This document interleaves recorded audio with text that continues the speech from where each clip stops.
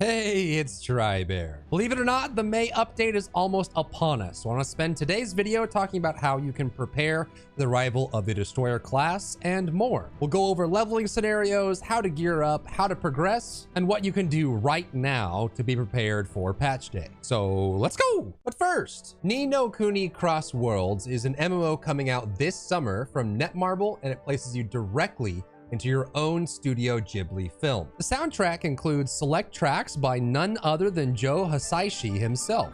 You can choose from 5 unique characters. The Swordsman is a balanced fighter. The Witch dazzles enemies with her flying spear. The Engineer skillfully deploys various mechanical inventions. The Rogue is an agile archer class who shoots down foes from afar. And yep, the Destroyer is a tough warrior who charges in headfirst with a giant hammer in hand. But Ni no Kuni isn't just a place to fight monsters. You'll join other players to create and expand kingdoms, compete in various PvP modes, and you can even make music together or even play soccer. Pre-registration is open now for its summer release on PC and mobile with crossplay.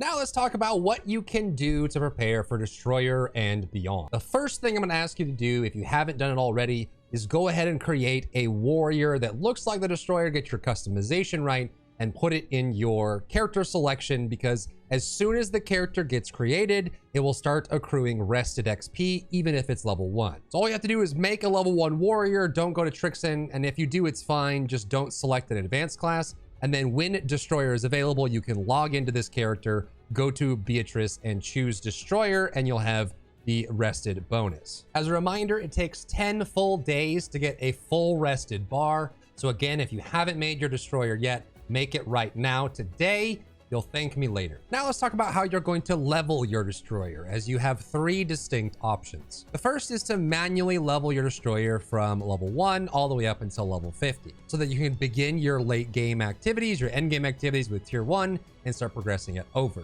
The other option is to knowledge transfer if you have any left. If you didn't know about knowledge transfer system, cover it quickly. It's here on your stronghold. You actually go over to the corner here and you talk to the knowledge vault. If this is not here, you'll have to go to Adele in the middle of your manor, and she'll have a quest for you that unlocks this. And then you'll just come up to this and you can actually transfer each through all this. I'm not gonna go through all the details of knowledge transfer, but this is an option for you if you want to spend a little gold and you have not consumed the limit like I have. And the last option is to power pass if you still have some. To date, they've given us 3 free power passes, 2 for Vern and 1 for Phaeton. So if you have any of those left over, you can power pass them to those 2 locations and then get him boosted up. Now, whether you're leveling manually, you're boosting to Vern, or you're boosting to Phaeton, you're gonna have to still progress your Destroyer to tier 3 to current content. So here's a quick reminder on things you can do day 1 and the first week to quickly boost your Destroyer up. Remember that when you're on a brand new character that has done no Guardians, you will get a first time clear bonus for every Guardian that you kill for the first time. So if you're going through tier 1, make sure you kill all of the Guardians in tier 1 for that first time bonus. Same goes for tier 2. Get all of these for the one-time, first-time bonus, and that will give you extra mats that you can use to accelerate the progression of your Destroyer. Don't forget to do your tower. I know some people absolutely hate this, but it is a huge source of resources for you. So make sure you go through your tier 1 and tier 2 tower, depending on where you are, and get all of these locked out, because it is super worth it and it gives you a big benefit. And keep in mind, if you're creating your Destroyer, I've already created it, you'll have rested bonus, and then you can also use your Aura of Residence recover elixirs as long as they haven't timed out yet. These are super good to use. Just make sure that you wait as long as you can to get as high as you can before you consume them, and then you'll get extra chaos dungeons from these potions. Okay, so that's what you can do initially on your Destroyer, and we've covered how to get your Destroyer leveled up. Now let's talk about other activities you can do right now before the Destroyer has come out to prepare for its release. Now, if you have tier 3 characters, the first thing you're gonna want to think about is the Chaos Line weekly dungeon that you can do in South Vern. If you haven't unlocked this yet, finish the Vern quest line. It starts at eye level 1340, then go to the Chaos dungeon and accept the purple quest that'll unlock the Chaos Line. You get a roster quest once a week that you can use to get 2 entries into the Chaos Line, and come to an exchanger to get items that come out of it from the currency that you earn. And starting with the Destroyer patch, we will have both the normal and the hard version of the Chaos Line, each that gives you different Bloodstone currency purple for the hard, and blue for the normal. However, if you notice, you go to the chaos line, the difference between the two is the currency that you get. This one's at 1415 and this one is 1370. However, the entrance ticket is identical. So you can actually start saving up these proof of protections, these items that you get weekly. And then if you have a 1415 character, you can start farming this immediately as soon as you get onto the patch. Next is your rift pieces. If you've been saving these, you should be rewarded with the patch. As of right now in the West, we can only get the blue, the epic, and the legendary rift boxes that give us the secret maps. But at 1415, once South Vern is unlocked, we'll get the secret map chest that you can unlock at 1415 with the same rift shards, the rift pieces that you get. So if you're saving these up for the patch and you have a 1415, you should be able to unlock the South Vern secret maps for extra and upgraded rewards. Speaking of South Vern, though it isn't related to Destroyer, it is related to the Vaulton patch that we're getting. And that's how to unlock Legion raids once Vaulton is available. Once you're in tier 3 and you've reached eye level 1415, which is the entry point for Vaulton, this will appear here in the after the patch in your major cities. However, if you haven't done the South Vern quest line at eye level 1340 on the character that you're likely trying to do Vaulton with, this will not be available. So in order to save you the headache of realizing this on patch day, make sure that for any character you have that you're trying to do Vaulton with, make sure you complete the South Vern quest line ahead of time so that you have access to Vaulton once it's finally released. And as a reminder, if you haven't used your Express Pass yet, you can use it on the Destroyer to boost it up. You'll find that once it's activated here underneath the minimap on the present icon. And of course, you can go through and complete these, get a bunch of materials, and make sure you finish the final missions as well, which can give a huge chunk of things that are useful for your whole account. You can also be buying items out of Mari's shop. What's cool about this is once you purchase the item, it first shows up in your product inventory. And once it's in here, you don't have to claim it until the character is released. Now, these things, once you buy them, they are bound once you accept them, but it doesn't mean that you have to accept them right away. You can buy as many tier 1, tier 2, tier 3 materials that you'd like as the Mari shop rolls over and over. And then when your Destroyer is created, you go to your product inventory, click on the item and accept it, and it will be bound to the Destroyer, even though the Destroyer technically didn't exist until that patch had gone live. You can also be buying from the traveling merchant ships in the harbor. As a reminder, you can spend pirate coins to buy tradable materials, the crystals, the stones that are used for upgrading the harmony shards. The XP shard pouches are going to be bound to the character, but you can, for every unique character that you have available, you can go in and buy the stones, which are tradable. You can store them in your roster storage and have them for your Destroyer when he's out. And same thing goes for Infinite Chaos. If you do Chaos Dungeons, when you no longer have Aura of Resonance, you'll start obtaining the Infinite Chaos Dungeon currency. And when you go to the exchange vendor, you'll notice that all of these are bound, so you'll bind them to your character when you buy them. However, the tradable currency that is roster bound that you get, you can store it in your roster storage. You can store a bunch of it. And then when your Destroyer is created, if you get a Fate and Power Pass, you can go to tier 2, get these crystals, these shards and stones, come here and then buy a whole bunch of materials every single week with what you have stored up already. So that's what you can be doing right now to save up for your Destroyer. You can also be farming the skeins that you get at the Anguished Isle, which is going to be just outside of Punica, right down here. So if you go outside Punica in the bay, go down to Anguished Isle, it's going to be right here.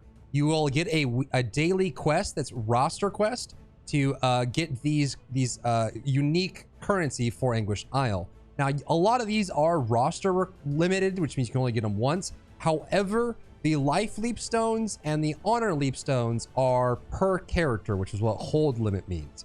Which means that if you start farming these Crimson Skeins and you save them up, when you have the Destroyer, you can have him travel over to Anguished Isle. And then for these this amount of currency, you can pick up 50 honor leap stones and 50 life leap stones, which will help your Destroyer through tier 2 and tier 3. If you're desperate for life shards, remember that you can store up your Azurwind crystals on Azurwind Island, which is just right outside of Yorn out here. You just need to finish the quest line on the island, and you can pick up these crystals, and then you'll be able to buy a weekly limit of shards. Now, these are bound by character. But again, you can store these and have them ready for the destroyer if you want to pick up some more life crystals. And lastly, in case you do have a Phaeton Power Pass on screen, you will see the total amount of resources needed to get your destroyer from eye level 960, which is where the Power Pass will take you, all the way up to 1100 to get to tier 3. And then the tier 3 materials you'll need to get from 1302 to 1370 to start doing Argos. And this is just helpful for you to know if you're storing up the materials to be able to, do it very quickly. You know what you're aiming for and whether or not you've stored enough. And lastly, I want to cover a topic that is for people that aren't making a destroyer, but want to benefit from the patch anyways. Anytime a new class comes out or there's new desire to push higher eye levels like there is with Vulcan and with Destroyer, that creates demand, which is going to help drive the market. So what you can do if you're not interested in Destroyer is you can use that opportunity to make a bunch of gold. The easiest way to do that is with your tradable resources for enhancement for honing. As you can see, all of these prices are trending up on US East, and I suspect they'll be trending up on every region because there's now reason for people to start grinding up. Even in my regions, you see how quickly especially the XP shards, which is probably the hardest thing to get for a character that doesn't exist yet, since it is really accrued over time. So these life shard pouches and the honor shard pouches are going to keep trending up because for Destroyer, you're going to need a lot of them. So if you're looking to save these up through doing the chaos gates into the secret maps, you can store these up, wait for them to hit an all-time peak, and then sell them on the auction house when they are at their highest value. And this goes for tier 1 and tier 2, but it also goes for tier 3 as people desperately try to get to Vulcan 1415 right before he comes out. You can see that even just 5 days ago, last week, Great Honor Leapstones US East were about 90 gold. They're now selling for 130, and this is going to keep going up, I suspect, all the way until Vulcan. So if you have these tradable Leapstones,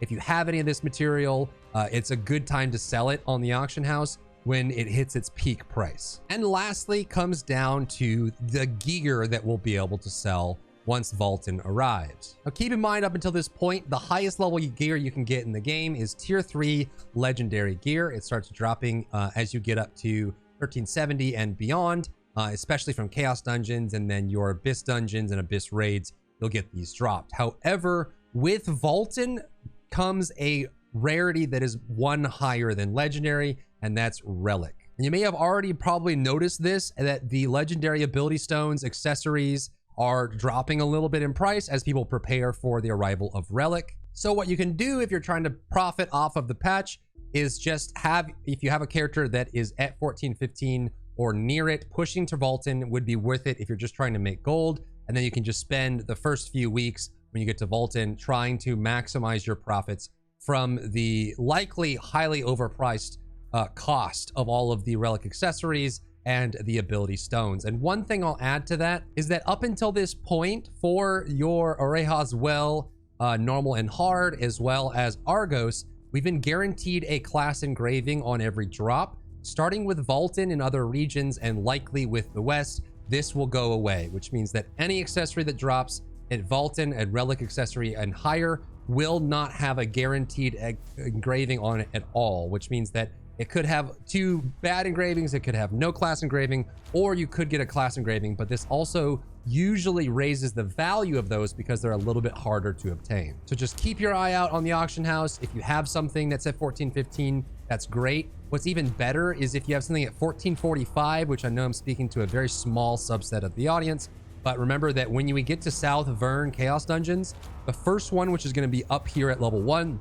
is going to be your 1415, and this will still drop the legendary accessories and then relic gear for engraving, tripod upgrades, and then I believe relic ability stones. But the second level that requires 1445 does drop tradable relic accessories on every single clear of that Chaos Dungeon every day. So likely we're going to start seeing a bunch of relic accessories on the auction house. And with relic comes a higher possible stat roll on the bonus effect.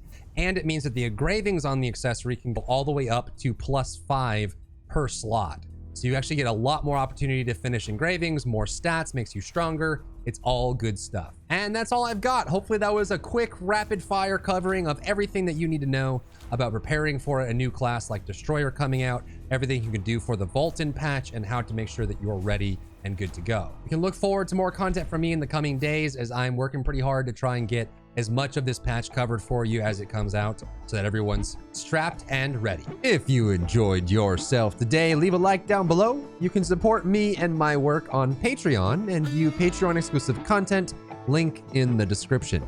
Thank you so much for tuning in, and I'll see you in the next one.